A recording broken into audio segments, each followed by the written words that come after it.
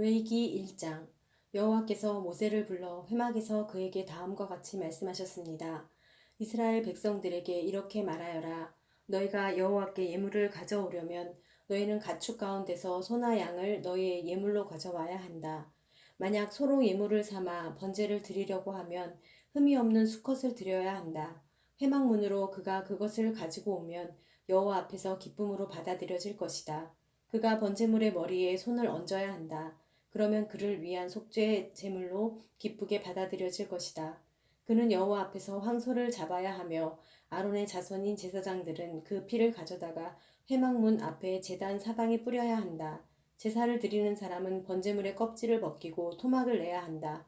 아론의 자손인 제사장들은 제단에 불을 놓고 그 위에 나무들을 가지런히 놓아야 한다.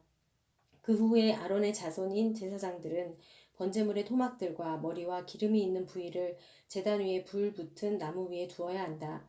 그리고 제사를 드리는 사람은 제물의 내장과 다리를 물로 씻어야 한다. 그 후에 제사장은 제물의 모든 부분을 제단에서 불태워야 한다. 이것은 번제이며 하나님께서 기뻐하시는 향기로운 화제다. 만약 그 예물이 가축의 때, 곧 양이나 염소로 번제를 드린다면 흠이 없는 수컷을 드려야 한다.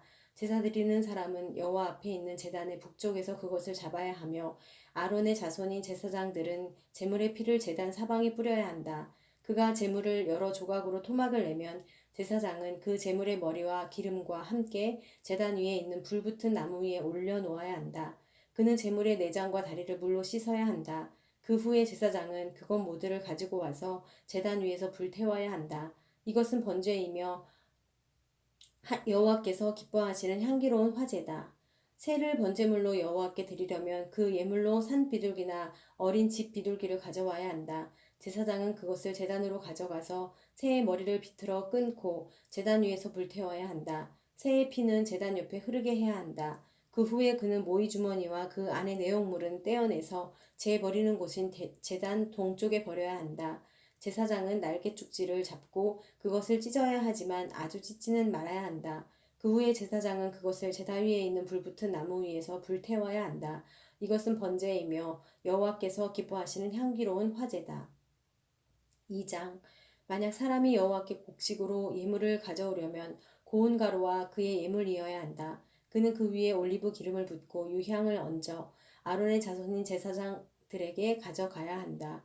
그러면 제사장은 그 제물 가운데서 모든 유향과 함께 고운 가루 한 줌과 올리브 기름을 가져다가 제단에서 기념물로 태워야 한다. 이것은 여호와께서 기뻐하시는 향기로운 화제다. 곡식 제물 가운데 남은 것은 아론과 그 자손들의 것이 될 것이다. 이것은 여호와께 드리는 화제물 가운데 가장 거룩한 것이다.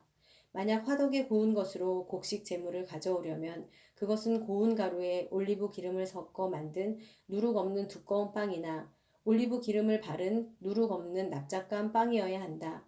만약 조리용 판으로 구운 것이라면 그것은 고운 가루에 누룩을 넣지 말고 올리브 기름을 섞은 것으로 하되 그것을 조각으로 나누어 그 위에 올리브 기름을 부어야 한다. 이것은 곡식 제사다. 만약 얕은 솥에 익힌 것을 곡식 제물로 드리려면 그것은 고운 가루에 올리브 기름을 섞어 만들어야 한다. 이런 것들로 만든 곡식 제물을 여호와께 가지고 가서 그것을 제사장에게 주며 그는 제단으로 가져가야 한다. 제사장은 그 곡식 제물 가운데서 기념할 몫을 떼어 불로 드리는 제물로 삼아 제단에서 불태워야 한다. 이것은 여호와께서 기뻐하시는 향기로운 화제다. 곡식 제물 가운데 남은 것은 아론과 그 자손들의 것이 되는데 이것은 여호와께 드리는 화제물 가운데 가장 거룩한 것이다. 여호와께 드리는 모든 곡식 제사에는 누룩이 들어갈 수 없다. 이는 여호와께 드리는 화제로 어떤 누룩이나 어떤 꿀도 바쳐서는 안 되기 때문이다. 첫 수확물을 제물로 여호와께 바칠 수는 있지만 그것들은 여호와께서 기뻐하시는 향기로운 냄새를 위해서는 제단에 드리면 안 된다. 모든 곡식 제물에는 소금을 쳐야 한다. 네 하나님과 맺은 언약의 소금을 네 곡식 제물에 빼지 말고 넣어야 한다. 네 모든 예물에 소금을 쳐야 한다. 만약 첫 수확물로 만든 곡식 제물을 여호와께 드리려면 그 곡식을 볶아 빻은 것을 드려야 한다.